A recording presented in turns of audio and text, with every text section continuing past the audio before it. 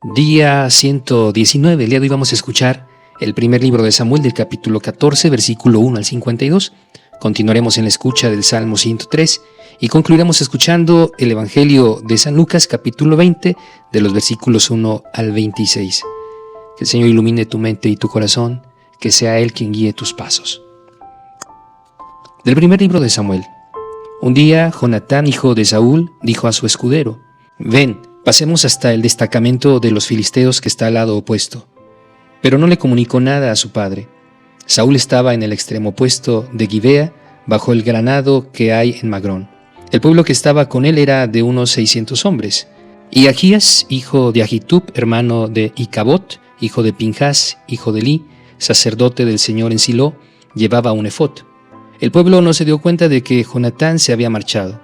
En el paso que Jonatán pretendía atravesar, camino del destacamento de los filisteos, hay dos picachos, uno a cada lado. Uno se llama Bosés y otro Sene. Un picacho mira al norte hacia Micmas y el otro hacia el sur, hacia el territorio de Geba. Jonatán dijo a su escudero: «Ven, pasemos hasta el destacamento de los incircuncisos. El Señor haga algo por nosotros, pues al Señor nada le importa que sean pocos o muchos para conceder la victoria». Su escudero le respondió: «Haz lo que te dicte el corazón, yo iré contigo según tus deseos». Jonatán le dijo: «Vamos a acercarnos a esos hombres y nos dejaremos ver. Si ellos nos dicen: quietos hasta que lleguemos a ustedes, permaneceremos en nuestro sitio y nos subiremos a ellos. Pero si dicen: suban hacia nosotros, subiremos, porque el Señor los ha entregado en nuestras manos, esa será la señal». Cuando los dos se dejaron ver por el destacamento de los filisteos, estos se dijeron: «Miren, unos hebreos salen de las cuevas donde se habían escondido». Y los hombres del destacamento gritaron a Jonatán y a su escudero: «Suban hacia nosotros, que tenemos algo que decirles». Jonatán dijo entonces a su escudero: «Sube detrás de mí, el Señor los ha entregado en manos de Israel». Jonatán subió ayudándose de pies y manos, y su escudero detrás de él.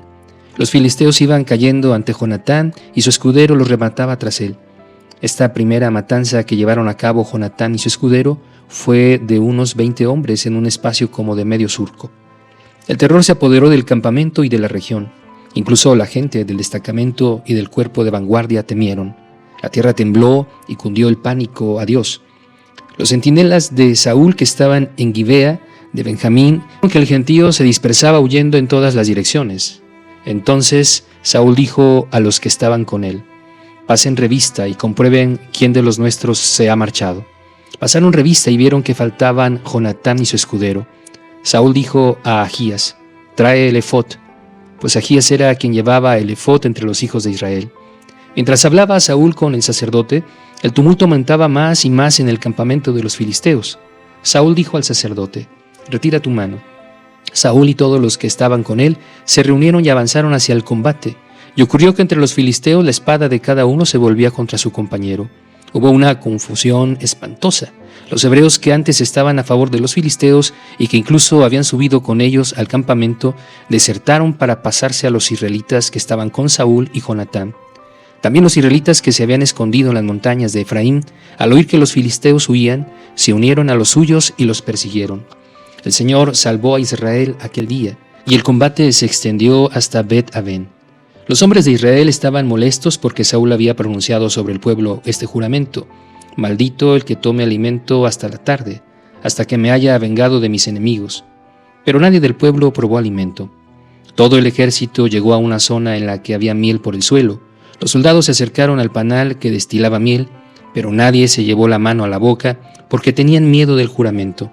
Sin embargo, Jonatán, que no había oído el juramento de su padre sobre el pueblo, alargó el bastón que llevaba en su mano, hundió la punta en el panal de miel, se llevó la mano a la boca y se le iluminaron los ojos. Entonces uno del pueblo dijo: «Tu padre ha hecho un juramento solemne sobre el pueblo diciendo: maldito el que tome alimento hoy, y eso que el pueblo está desfallecido».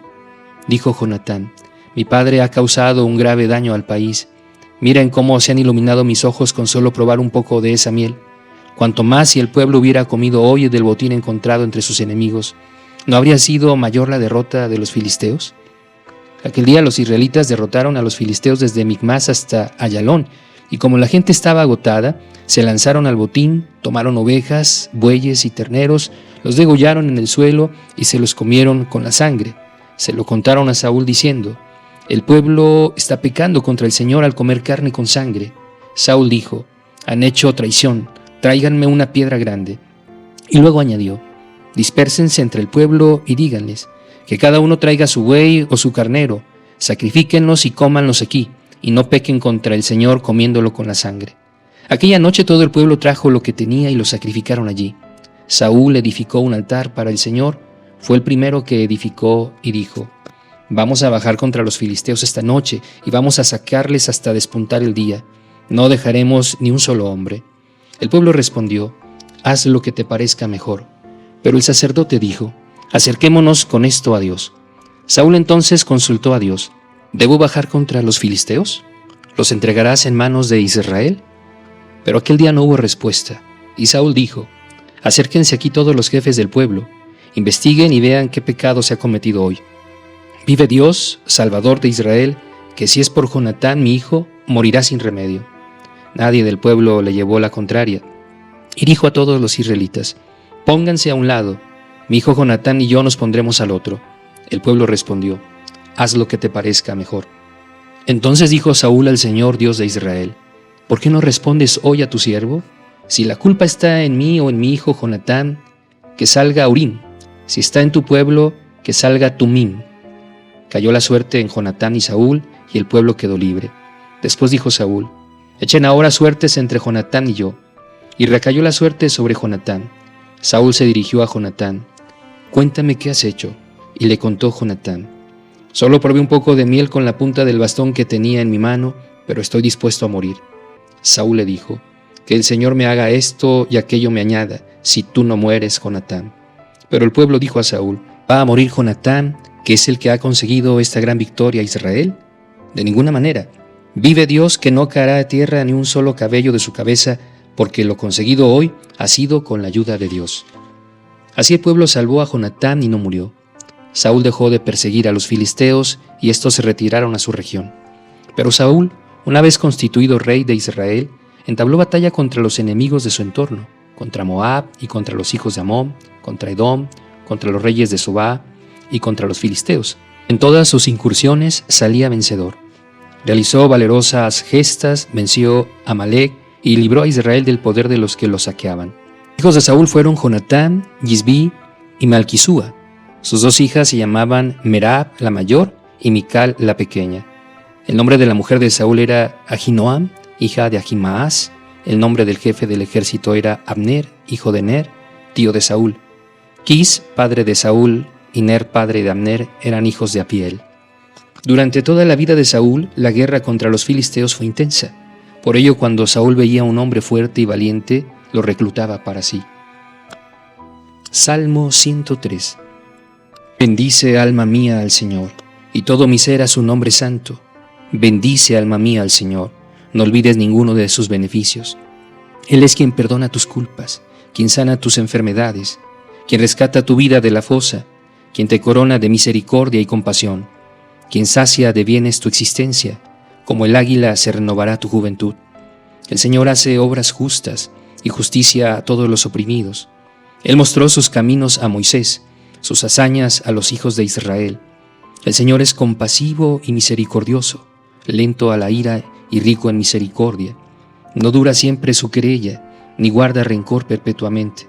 No nos trata según nuestros pecados, ni nos paga según nuestras culpas. Pues cuando se elevan los cielos sobre la tierra, así prevalece su misericordia con los que le temen. Cuanto dista el oriente del occidente, así aleja de nosotros nuestras iniquidades. Como se apiada un padre de sus hijos, así el Señor tiene piedad de los que le temen, pues Él conoce de qué estamos hechos, recuerda que somos polvo. El hombre, como el heno son sus días, florece como flor silvestre, sobre él pasa el viento y no subsiste, ni se reconoce más su sitio. Pero la misericordia del Señor dura desde siempre, y para siempre con los que le temen, y su justicia con los hijos de los hijos, con los que guardan su alianza, y recuerdan sus mandatos y los cumplen. El Señor estableció su trono en los cielos, su reino domina todas las cosas. Bendigan al Señor ángeles suyos, fuertes guerreros que ejecutan sus mandatos, prestos a obedecer a la voz de su palabra. Bendigan al Señor todos sus ejércitos, ministros suyos, que ejecutan su voluntad. Bendigan al Señor todas sus obras, en todos los lugares de su imperio. Bendice, alma mía, al Señor. Del Evangelio de San Lucas, capítulo 20, versículo 1 y siguientes. Un día, mientras enseñaba y evangelizaba al pueblo en el templo, se acercaron los príncipes de los sacerdotes y los escribas con los ancianos y le dijeron: «Dinos, ¿con qué potestad haces estas cosas? ¿O quién es el que te ha dado tal potestad?». Les respondió: «También yo les voy a hacer una pregunta. Contéstenme. ¿El bautismo de Juan era del cielo o de los hombres?». Ellos razonaban entre sí: «Si decimos que del cielo, replicará, ¿por qué no le creyeron? Pero si decimos que de los hombres, todo el pueblo nos apedreará, porque está convencido de que Juan es un profeta». Y respondieron que no sabían de dónde era. Entonces Jesús les dijo: «Pues tampoco yo les digo con qué potestad hago estas cosas». Comenzó a exponer al pueblo la siguiente parábola: Un hombre plantó una viña, la arrendó a unos labradores y se marchó lejos de allí mucho tiempo. A su debido momento envió un siervo a los labradores para que le dieran del fruto de la viña, pero los labradores, después de golpearlo, lo despacharon con las manos vacías. Y volvió a enviarles otro siervo, pero ellos lo golpearon y lo ultrajaron y lo despacharon con las manos vacías. Y volvió a enviarles un tercero, pero ellos lo hirieron y lo echaron. Dijo entonces el amo de la viña: «¿Qué haré? Enviaré a mi hijo amado, tal vez a él lo respetarán». Pero los labradores, al verlo, comentaron entre ellos: «Este es el heredero, lo mataremos para que sea nuestra su heredad». Y lo sacaron fuera de la viña y lo mataron. ¿Qué hará pues con ellos el amo de la viña? Vendrá, exterminará a esos labradores y entregará la viña a otros. Al oírlo dijeron: «Que no pase nada de eso». Pero él, fijando en ellos su mirada, dijo: «Entonces, ¿qué significa lo que está escrito? La piedra que rechazaron los constructores está llegado a ser la piedra angular. El que caiga sobre aquella piedra se despedazará, y al que le caiga encima lo aplastará». Los escribas y los príncipes de los sacerdotes quisieron echarle mano en aquel mismo momento, pero tuvieron miedo al pueblo. Comprendieron que había dicho aquella parábola por ellos.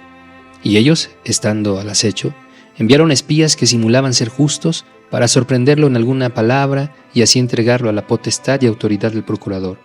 Le preguntaron: «Maestro, sabemos que hablas y enseñas rectamente, y no haces acepción de personas, sino que enseñas el camino de Dios según la verdad. ¿Nos es lícito dar tributo al César o no?». Pero él, percatándose de su falsedad, les dijo: «Muéstrenme un denario. ¿De quién es la imagen y la inscripción que tiene?». «Del César», contestaron ellos. Él les dijo: «Pues bien, den al César lo que es del César y a Dios lo que es de Dios». Y no pudieron sorprenderle en ninguna palabra ante el pueblo, y admirados de su respuesta, se callaron. Palabra de Dios. Te alabamos, Señor. Reflexión de este día 119. En medio de lo atareado de la vida diaria, no podemos olvidar algunas de las cosas más importantes. Sin embargo, vivir una vida fiel a Dios requiere una continua práctica de memoria. El Salmo 103 nos anima a no olvidar ninguno de sus beneficios. Aquí vemos el lenguaje de la alianza del Antiguo Testamento. Ser fieles a la alianza es recordar, pero ser infieles es olvidar. En la bondad de Dios con nosotros, recuerda que somos polvo. Estamos llamados a aguardar su alianza y recordar sus mandamientos. El recuerdo desata sus abundantes bendiciones. Él perdona, sana, redime, corona y nos satisface. El rey Saúl, por otro lado, olvida sus responsabilidades y hace votos precipitados que ponen en peligro la vida de su propio hijo.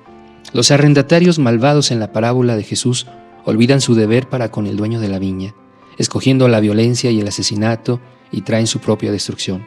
La pregunta es: ¿a menudo olvidas todos sus beneficios? ¿Qué puedes hacer hoy para comenzar un hábito de recordar al Señor, su alianza y todos los dones que Él te ha dado?